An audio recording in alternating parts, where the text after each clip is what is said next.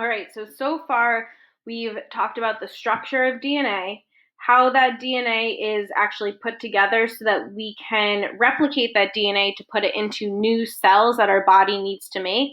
That cell division process, when our body needs to make new cells, is called mitosis. There is another form of cell division, which we call meiosis.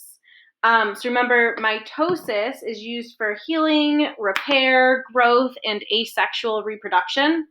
Meiosis is used to form gametes, which is what we use for sexual reproduction. So just as a reminder, humans reproduce sexually, which basically means that a gamete is talking about an egg cell or a sperm cell. So biological females will produce egg cells, biological males will produce sperm cells. And we'll get into this in a second. But during meiosis, another difference is that instead of making 2 cells from one cell, we are making 4 cells. The other difference here is that our starting cell is what we consider diploid or diploid. Di means 2, so we're going to have 2 copies of the DNA. So remember, we have 1 chromosome from mom, 1 chromosome from dad. Those are our 2 copies of DNA.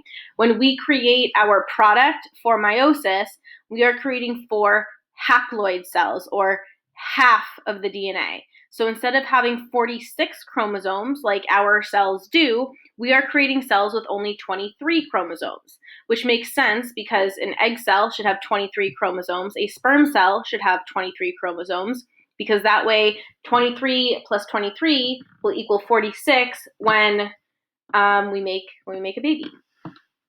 So like I've said, gametes are an egg cell or a sperm cell.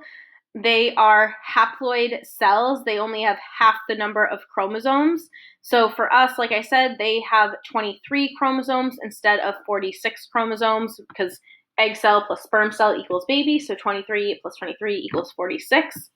Like I said, diploid or diploid is 2 copies of each chromosome, or we represent this with 2n. So n would be like the number of chromosomes. We have 2 copies of each chromosome, so 2n. Haploid is half of the chromosomes, or 1 copy of every chromosome. So we consider that an N. Now you can have organisms that are triploid, octoploid, any of these that have like multiple copies of their chromosomes. So plants tend to be like 8N or like 3N. So bananas are triploid. They have 3 copies of every chromosome. Strawberries have 8 copies of every chromosome, so they're 8N. These are just examples. For humans, we stick to diploid and haploid. And again, here's like an overarching diagram of what meiosis looks like. We're going to be going into more detail. So because we are talking about gamete formation, so meiosis's job is to make gametes, we also have to talk about how we make babies just a little bit, because that's essentially, we're getting ready to make babies, right? So when we make the gametes, we're making the egg cell and the sperm cell. But when an egg cell and sperm cell come together, that is called fertilization. So the process of the egg and sperm cell joining together, fertilization. And then the cell that's created when the egg cell and the sperm cell come together is called a zygote. So egg plus sperm equals zygote. It's the product of fertilization. So keep in mind, meiosis, yes, we are making haploid cells, we are making gametes, but then these gametes are going to come together, they're going to fertilize to create zygotes, which would be new humans, new life, babies. Yes, okay. So the process of meiosis is very, very similar to the process of mitosis.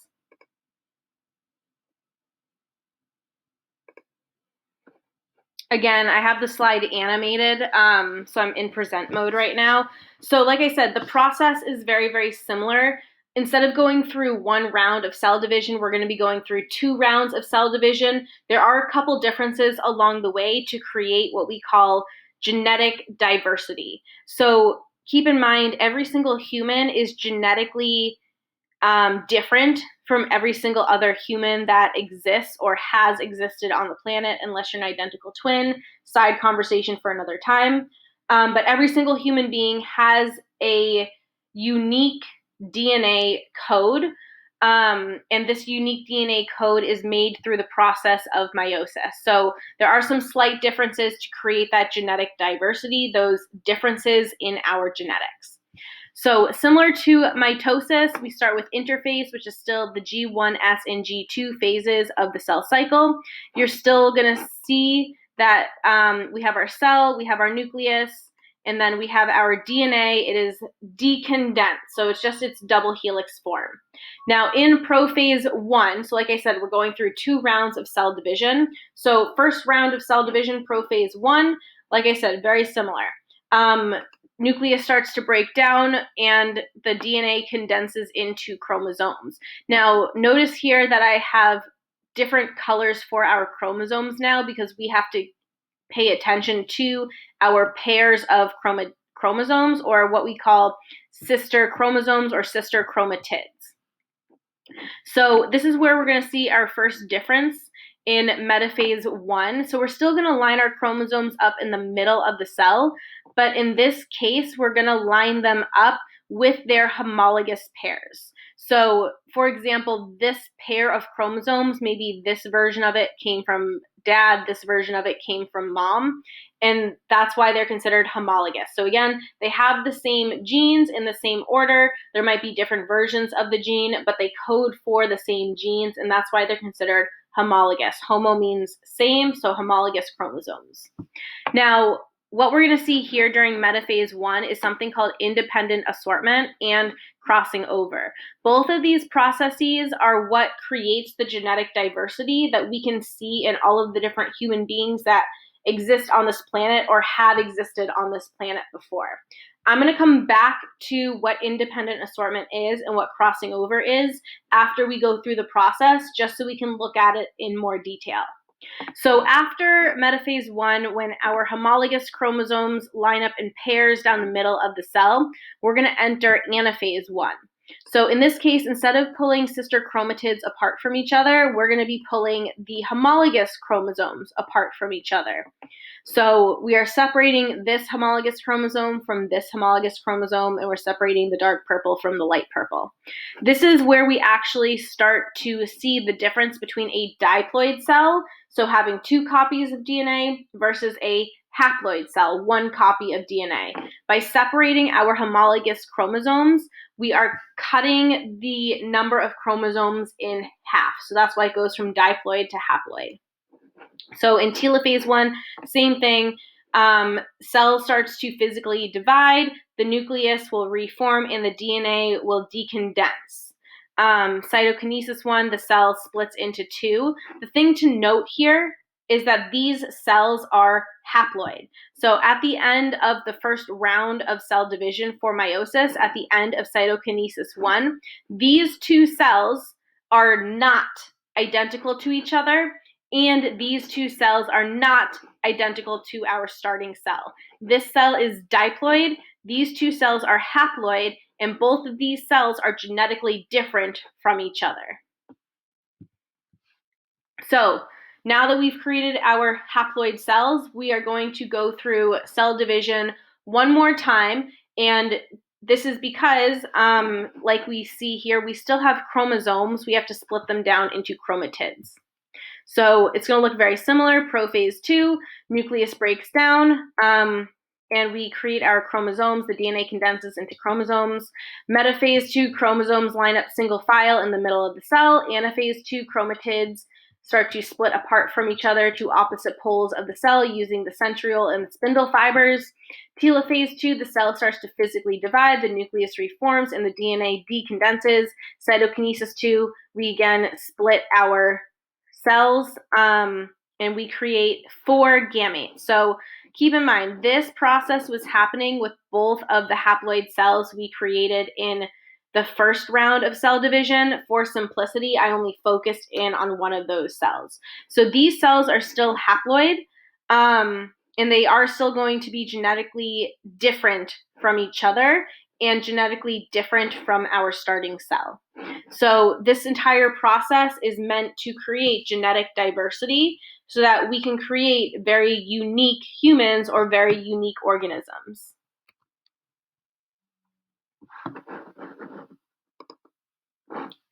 All right, so let's come back to metaphase 1 of meiosis. This is when those two different things, independent assortment and crossing over, were taking place. So let's look at what these two terms actually mean in terms of creating genetic diversity. So during metaphase 1, like we said, our homologous chromosomes line up in pairs down the middle of the cell. So that's what you're seeing here and here. So these are both cells that are in metaphase 1 of meiosis. Now, the blue and the red are homologous chromosomes, and the blue and the red are homologous chromosomes. In this case, we're using the blue-colored chromosome to represent the chromosome that originally came from dad, and the red chromosome that originally came from mom. Now, for independent assortment, as long as the homologous chromosomes line up next to each other, it doesn't matter which side the red chromosome and the blue chromosome line up on. So what you're seeing here is this top picture. We have both blue chromosomes on the left side and both red chromosomes on the right side. But when we look down here, the other way that these chromosomes could have lined up is one blue and one red on the left side and one red and one blue on the right side. So that's what is going to create some genetic diversity, because up here, if we follow this way through cell division, we create two haploid cells. One haploid cell has genes that are only from dad, and one cell that has genes only from mom. So when I say mom and dad, these would potentially be the grandparents in this scenario, because this is going to be mom or dad. We're creating a baby, but it's this person's parents, okay? So this one only has blue chromosomes. This one only has red chromosomes. We can go through another round of cell division, so the second round of meiosis, and each gamete that we've formed here is only going to have red chromosomes, or it's only going to have blue chromosomes. Now, if we follow the process again through this lower picture, so if we alternate the color that's on the side, so again, we have one blue and one red on each side. When the cell goes through the first round of division, we create a haploid cell that has a big blue chromosome and a small red chromosome, and a cell that has a big red chromosome and a small blue chromosome. So when the cell goes through its second round of division, these gametes over here are different from these gametes over here. And so depending on which gamete is used to form a baby, that's going to determine which genes are passed on to the next generation. So that's how, again, we're creating genetic diversity. We don't always have to keep all of dad's genes together. We can split them up. Same with mom. So also, while independent assortment is taking place, we have what is called crossing over. So for metaphase 1, the chromosomes line up in homologous pairs. That's what we are seeing here with the independent assortment. So as long as they line up next to each other, it doesn't matter which one's on the right and which one's on the left. Now, when they line up next to each other like this, they get so close to each other that they end up actually exchanging genetic information. So remember, this chromosome over here is going to have the same genes as this chromosome over here.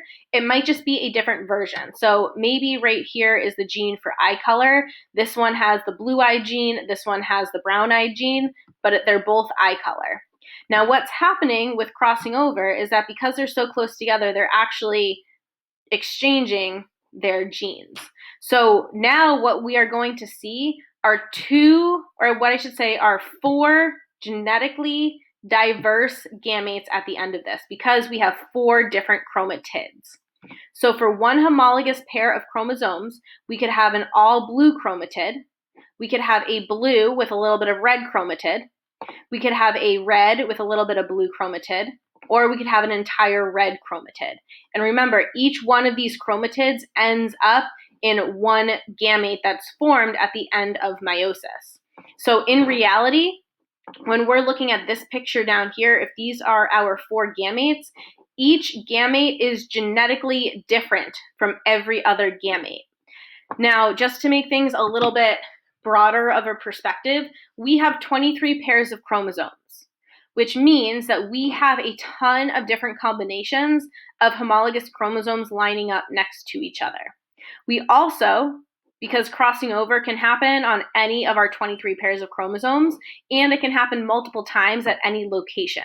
So basically, through these two processes, independent assortment and crossing over or recombination, every single time that we create a gamete, it is a genetically unique gamete that has never been created before.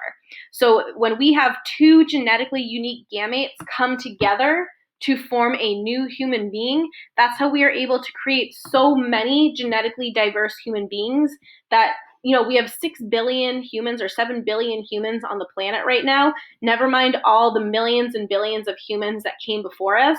Each and every single human that has ever walked this earth is genetically unique from every other human that has walked this earth.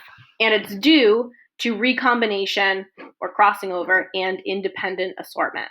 So later this year, when we talk about evolution, we are going to come back to these ideas of genetic diversity and why that's actually a really, really good thing to have in a species to ensure that the species can survive and continue to live and thrive in its environment.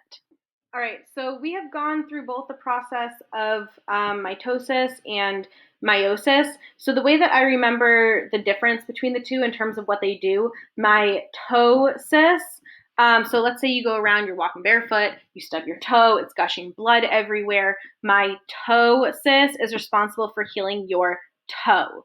It's going to make more cells to close the wound. Now, meiosis, it has the S's in there, so meiosis makes sex cells, it makes gametes, it makes egg cells and sperm cells. So mitosis will heal your toe. Meiosis makes your sex cells. Babies and all that. Anyway, okay, so here's the deal. We have two videos here. This video right here is like a song to go over the process of meiosis, what it does, how it happens. This song down here compares mitosis to meiosis. It's a funky little rap between these two guys. Both of them are fun to watch. I'm not going to play them and take up your time. But again, check in with your vocab notebook. Make sure you have filled in all of the slides at this point. And as always, if you have any questions, email me, ask me during class, post it in Google Classroom. But again, make sure you're getting the help that you need so that you can be successful with this content.